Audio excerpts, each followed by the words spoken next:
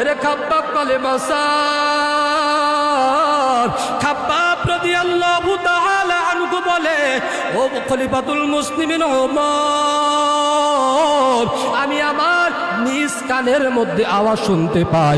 আমি আমার এরকম ভাবে ওমর রাদিয়াল্লাহু তাআলা আনহু খাব্বাব যখন তাকে এরকম ভাবে পিঠের কাপড়টা দিয়া দেখাইলেন, যখন পিঠের মধ্যে কেমন যেন এরকম ভাবে পুরা মাংসের টুকরা পুরা দেখা যায়, আসরও দেখা যায়। খাব্বাব রাদিয়াল্লাহু তাআলা আনহুকে ওমর ডাক দিয়া বলে, রে খাব্বাব, তোমার কুষ্ঠ রোগ হয়েছে কতদিন?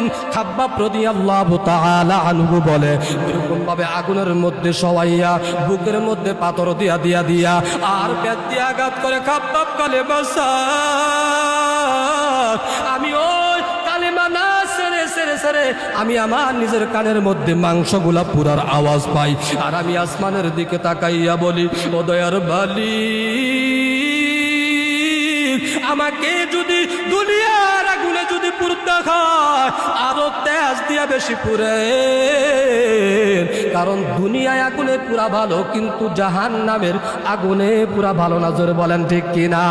হাকিকত সে দুনিয়া বে খবর হয়, দুনিয়া কি নুমায়শ পর নজর হয়, নমি গোয়াম কে আজ দুনিয়া জুদাবাস, বাহার হালে কে বাসি বা খুদাবাস।